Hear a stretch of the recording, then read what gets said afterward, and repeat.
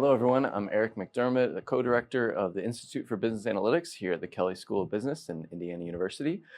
Pleased to have with me our guest, Tom Andreesen, for another in our interview series. Tom is a managing director at Protiviti. We're so pleased to have him here. Tom, welcome. Thanks a lot. I'm just going to go ahead and jump into it. Sounds The first question is almost like an icebreaker type question. So, Yeah. Knowing what you know now, where you are in your career, what advice would you give to your younger self when starting out, or maybe even at earlier points in your career? Yeah, it's a great question. Thanks for asking. On one hand, I want to look back and say I should have been more patient at times. And I think just because of, in one's career, you're looking at your peers, you're trying to be, look at it and go, oh gosh, they're moving faster than I am. I mean, there's a competitive aspect, but sometimes you just need to slow down and enjoy what you have, and also, take time to just pause and dive deep into something. But then there's an aspect of it where I wish I had taken more risks. And I think when you're younger in your career, taking risks, and even if you fail, you have a long runway. Now, further you get in your career, you kind of look at it and go, how many risks do I want to take? But I wish that maybe I'd taken some more risks and just, jumped at some things that maybe at the time I wasn't sure I could do. But looking back, it's like, what if I hadn't done it well, but I would have gotten maybe a new experience. And then, I think just, at times being more aggressive about developing deeper technical skills. And I think in today's world, where you start to advance in your career, you get further away from the details at times, depending upon what you want out of your career. And I feel like I wish I'd maybe gone a little more technical at certain aspects and dove in really deeply.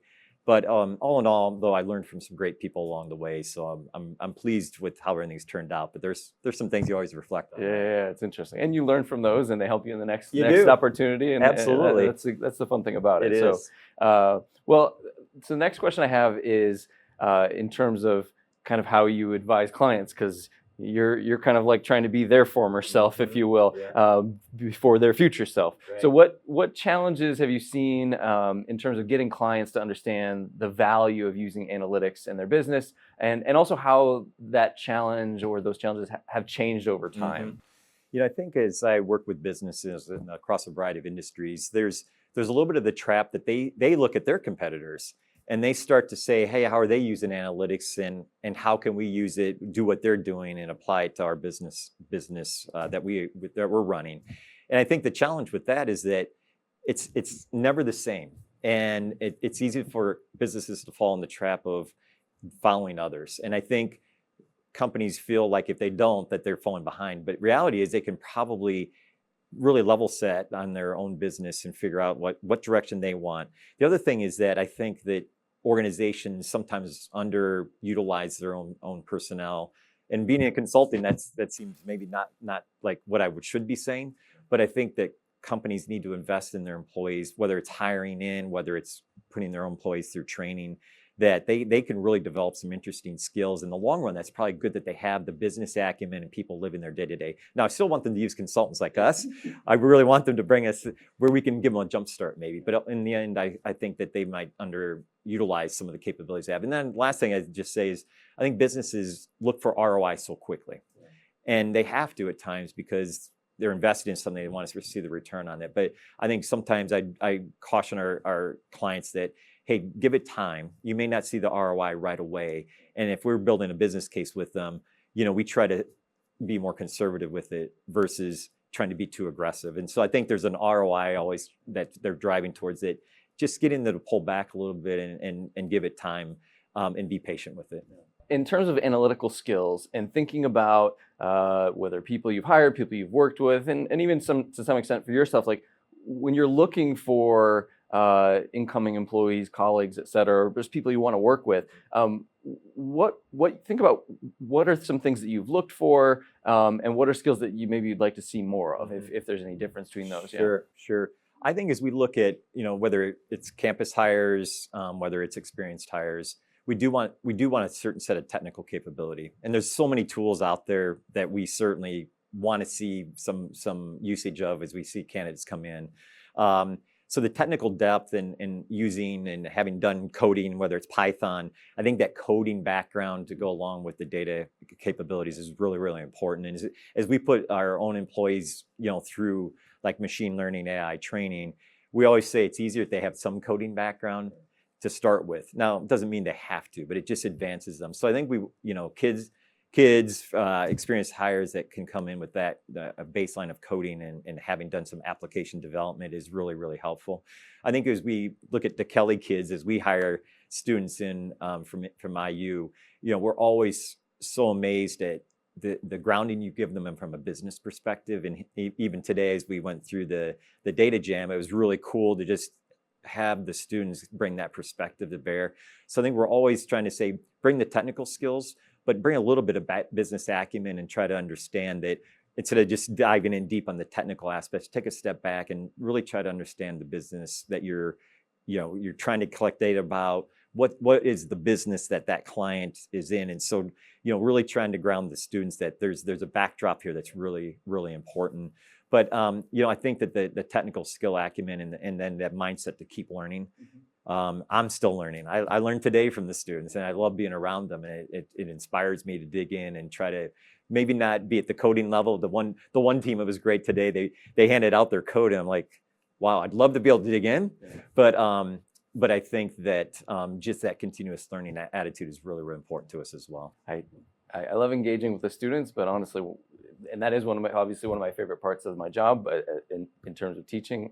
But learning is probably one of the other highest priorities or things that I enjoy the most. It's just being able to continuously do that and think, how could I explain this better, or how do I understand this better? Yes. So absolutely, yeah, they push us, right? The students being around them and employees in our business are always pushing us to keep on top of learning and adopting new technologies and trying to bring those to bear for our clients. And it's not always easy because sometimes it's our clients that are directing us where we need to be. And so there's sometimes the hockey puck that we're trying to stay in front of versus chasing. In terms of the technical skills that you talked about and looking at evaluating those, that there's some sort of minimum threshold or that typically works the best for employees coming in. How do you evaluate that, right? Because lots of students are going to say, "Oh, I know Python" or something like that on their resume or CV. But how do you go about determining? Is it through discussing and asking what they've done on a project? They asking them to explain it, and if they can explain it, you kind of get a sense whether it's real or not, or how do you evaluate those types of things? It's a great question. I think for college students, as we're evaluating them, it is asking about the projects. And we're not going to try to put them through any tests at that level. I mean, some firms might do that for college kiddos, but we typically aren't. But it's getting an idea of the kind of projects they've been involved with, what technologies they use. And we're always asking, what was your role, right? It's always trying to get at what did they do and also try to push them a little bit what didn't work well and what did they feel uncomfortable with, what failed, just to try to get a better idea of how deep were they into the technology. As we look at experienced hires, we will probably typically use some sort of test. We're getting more to that, at least get a baseline of what they've used, how they've used it.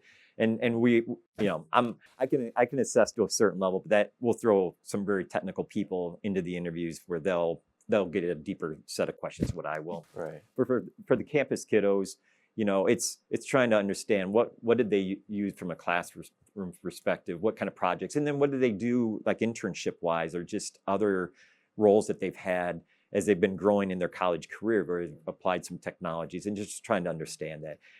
I feel like we'll get a good understanding just learning about them as a personality and kind of getting that cultural aspect kind of gives you a sense like, is this somebody that no matter what you really think their technical skills are they going to be somebody that you can train, that that they've got the right mindset, that you can mold them into something pretty special. Well, and like you were saying that how do they respond to some of the challenges? Like when there was an issue, how do they respond to that? And do they seem curious and wanting to learn? So I can see how all those would fit together.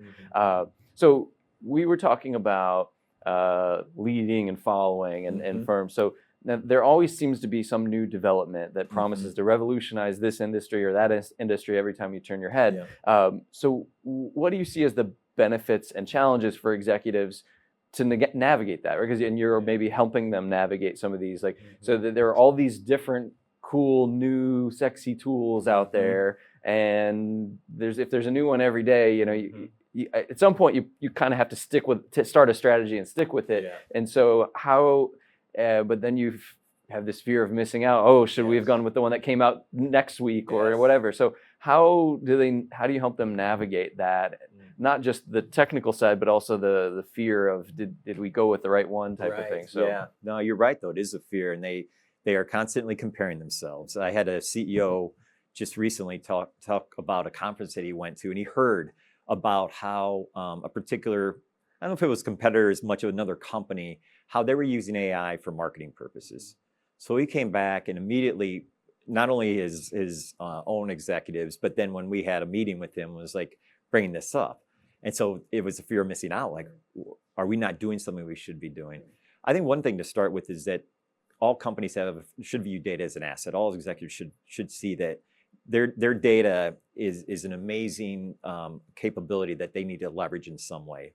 The second part of that, though, is that a lot of times we're seeing, and you probably have gathered through, as you interact with companies, is just data is usually messy. It's clumsy. Organizations, have had legacy infrastructure, legacy access, how they get to the data. Now companies are getting more to the cloud, so it's giving them a greater baseline and greater access to tools that are available in the cloud providers. But just helping them realize that it's not so easy, though. When they want to make that data come to life, it's not going to be like, hey, throw some queries at it, throw some tools at it, it will come easily. We try to educate executives that you're probably going to have a hard time just based upon what your data makeup is and the different platforms and try to assimilate it. It's not easy. It's going to cost some money, but once you make that investment, it will hopefully lead to some ROI on the backside of it. But I think also is protecting data and governing it in the right way. So as you are bringing these tools, capabilities, as you're leveraging AI, there's got to be the right governance and oversight for that, and you need to have the right skills in there to help with that. But at the end of the day, drive from a business perspective, don't drive from a technology perspective. And that's what we try to say is that even if your business people don't understand AI, they don't understand all the intricacies of the data, they still bring it to life. They bring the context that's going to be really important to them to get the most benefit out of their data that they have. Right, and figure out what they're good at as a company and what's their advantage, right? And yeah, so how absolutely. Use that way. So that's interesting. And I liked how you were talking about the protecting and the governance of it because it leads nicely into my next question. Right. So privacy is of course a big concern when we're talking about data. Given the amount of data that firms have on their customers, potential customers.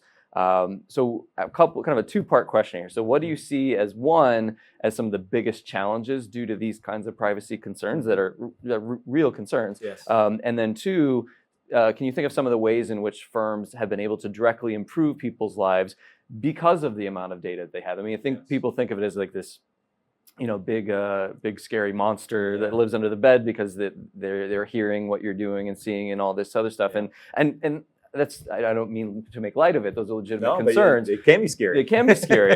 They can be very scary in some cases. But on the other side, that there are some cases where people's lives can be improved by that, and have been. So can you maybe talk about both sides of that coin, or two of the sides of the many-sided coin there? Yeah, no, absolutely. Well, that's quantum computing, right? There's no side, right? It's flip it. It's multi-state. Well, from a privacy perspective, it is daunting. I think organizations, even if they're U.S. based and they only have U.S. operations, if you look at the landscape of privacy laws that are being enacted by states, it can be really challenging for them to stay up to speed on all that. And then if they're international, now all of a sudden you open up a whole new realm of what's happening.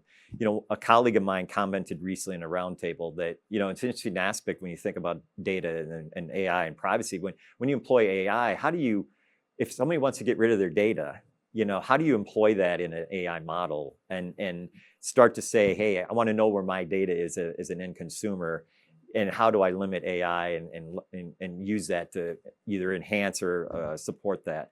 I think there's also an aspect of just the security aspects of it. And all the companies that we're working with are trying to use data to make a better customer experience, whether it's an external customer or even internal. Like, how do they use information?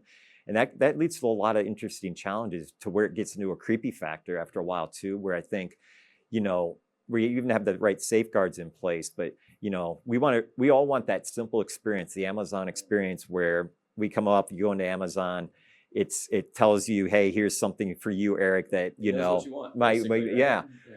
And then it's really easy, 1 or 2 clicks, and you have it showing up in on your porch the same day, which is fascinating.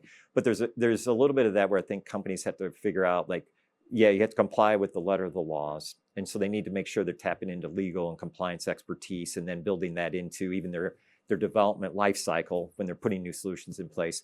But then there's a step back, it's like how far do we go with that customer experience, where we want to make it easy, we want to make it simple, we want to leverage the data about them, but there is a creepiness factor that exists. Now I think I'm at the end of the of the age where some of that I'm not as probably astute about, but I know my kiddos, like, they want simplicity. They don't want to go into a bank branch. They can do everything online. They want to experience it simple.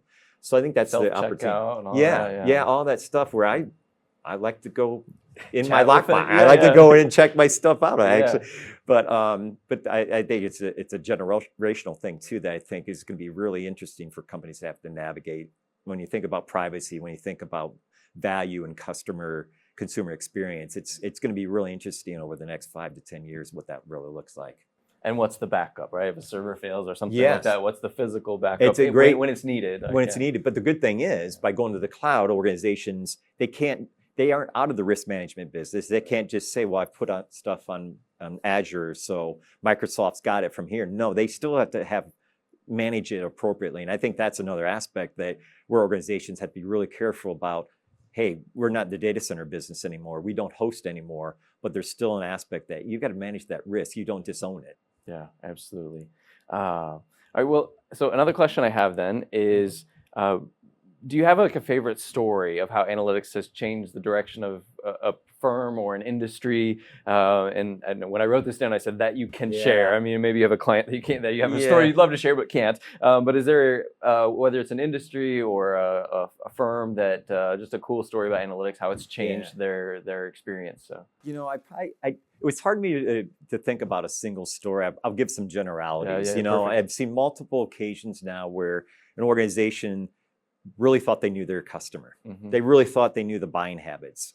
As they started to employ some AI models and they started to really look at some patterns, they got a totally different picture, and they were able to start to pair up, like if it was a consumer products, they were pairing up a different type of product they never thought would have gone well with what that particular customer was after. So I think that is fascinating.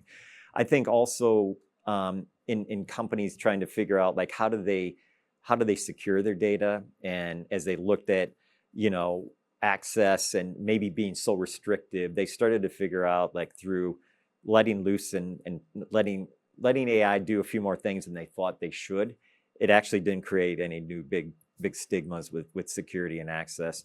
And then just on that security front, I think what is really exciting right now is, and I'll bring in Microsoft, because with their Copilot product that they are putting on top of all their platforms, they have a Copilot for security that I think is going to be a game changer as far as detecting threats, being able to offer insights to organizations, like how to deal with what it's seeing as far as patterns hitting its network. And so I think that's a game changer as far as organizations where right now they have either themselves or a third party, sitting looking at screens, looking through logs. Now you're going to employ this AI technology. And again, it's going to be very tuned to Microsoft's platform and maybe extend eventually. But that's a huge game changer, and particularly in the world we live in where security threats are constant. I think that's going to be really fascinating, Eric, to see what happens. But I'm always fascinated. It isn't my story. We all know about the story of the I forget which one of the pharmacy chains it was, but or maybe it was a grocery store, but how they had diapers, right? And a person going in and buy diapers, in this case, talking about some, maybe the dad going in, and by the way, on the aisle, they realized they put a 6-pack of beer, diapers and beer together, right? And it came out in this amazing, like, hey, these go really well together. Yeah. And then it's also, you probably heard about the Pop-Tarts one where, again, I forget if that's which organization is, but they figured out that when hurricanes are coming, Pop-Tarts are seen as something that people want to buy, and in particular, strawberry flavor. Oh, They figured out that strawberry was the one that sold the Yeah. best. So when you're Florida, when they have hurricanes coming, again, whoever makes Pop-Tarts, they infiltrate Yeah. and put Pop-Tarts on the shelves, and in particular, strawberry flavored ones. So that's a fun one. And the beer in the diaper. Beer in the diaper, right? Yeah. Fascinating. You know, and it You also, might appreciate that. I do appreciate it. I've got a young one at home,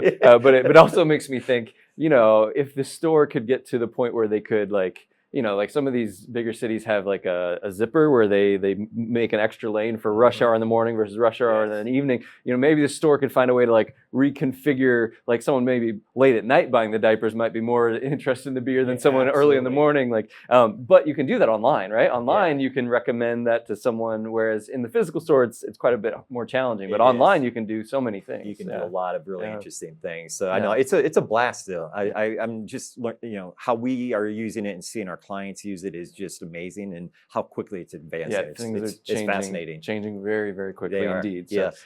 all right, well, that wraps up our questions. It was a pleasure chatting with you, Tom. too, So thanks again, Tom Andreesen, the Managing Director at Protiviti. Always a pleasure. Thank you. Again, this is Eric McDermott for our interview series here with the Institute for Business Analytics at Kelley School of Business at Indiana University. Thank you.